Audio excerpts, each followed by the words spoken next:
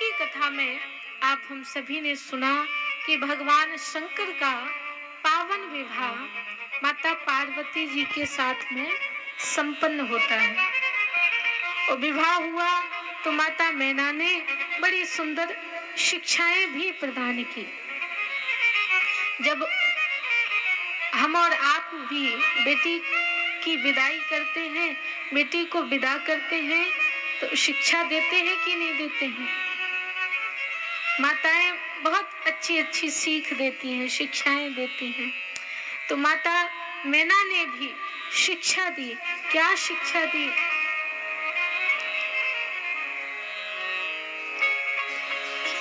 करहु सदा कर पद पूजा, नारी धर्म पति देव न दूजा।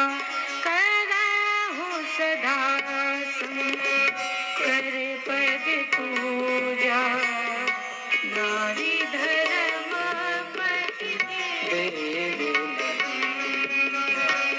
करहु सदा कर पद पूजा, नारी धर्म पति देव न दूजा। नारी धर्म पति देव न दूजा। नारी धर्म पति देव न दूजा। क्या शिक्षा दी?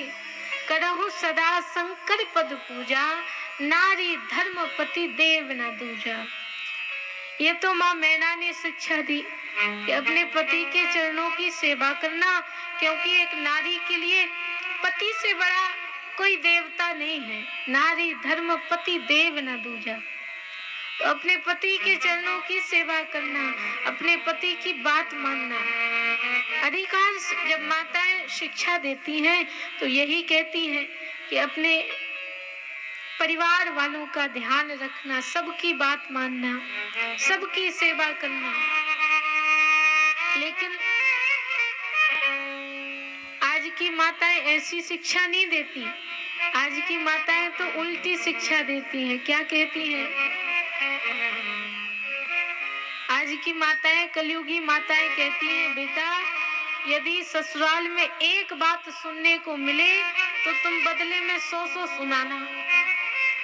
ये आज की माताओं की शिक्षा है, ये आज की माताओं की सीख है। लेकिन मैं यहाँ की माताओं की बात नहीं कर रही हूँ। यहाँ की माताएं तो बड़ी अच्छी शिक्षा देती हैं। हम तो अपने यहाँ की माताओं की बात कर रहे हैं। और भी कहीं बाहर जाना होता है, कहीं कहीं ऐसी माताएं मिल जाती हैं। लेकिन यहाँ की माताएं तो बड़ी संस्कारवान हैं, और जो स्वयं में संस्कारवान होंगी तो वो अपनी बेटी को भी संस्कारवान ही बनाएंगी। तो इस प्रकार माता मैना बड़ी सुंदर शिक्षा प्रदान करती हैं। और इसके बाद में भगवान शंकर के साथ में माता पार्वती जी कैलाश पर्वत पर पहुंची। और अब जैसे ही कैलाश पर्वत पर पहुंची तो वहां पहुंचते ही क्या दिखाई पड़ा? एक दूसरी स्त्री का दर्शन हुआ, एक दूसरी नारी का दर्शन हुआ। अब कोई पत्नी अपने पति के घर पहली बार जाए और उसे एक पर स्त्री का दर्शन हो जाए तो वो क्या करेगी? पूछेगी अपने पति से कि ये कौन है। लेकिन माता पार्वती जी ने अपने पति से नहीं पूछा कि ये कौन है। तो फिर किससे पूछा?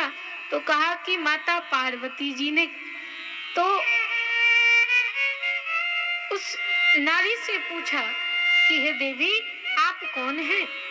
हाथ जोड़े, प्रणाम किया। इसके बाद में पूछा, हे देवी कृपया बताने का कष्ट करें कि आप कौन हैं और यहाँ क्या कर रही हैं। तो कहा कि देवी मेरा नाम गंगा है मैं गंगा हूँ और जिनसे तुम विवाह करके आई हो मैं उनकी पहली पत्नी हूँ। अब आज की कोई माता इतना सुने तो महाराज एक पल में घर छोड़ के भाग जाए, आगे किसी की कोई बात ही नहीं सुनेंगी।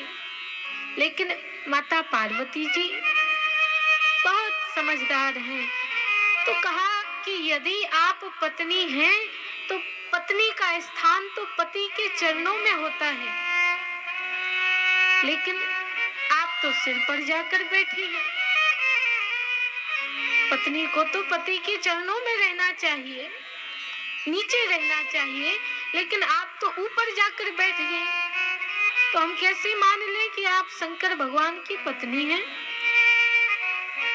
तो कहा कि हे देवी, मेरे कर्म इतने महान हैं, मैंने इतने अच्छे अच्छे कर्म किए हैं, मेरे कर्म सिर पर बैठने के योग्य हैं, मुझे सिर पर बैठने का अधिकार प्रदान करते हैं, इतने अच्छे कर्म हैं मेरे।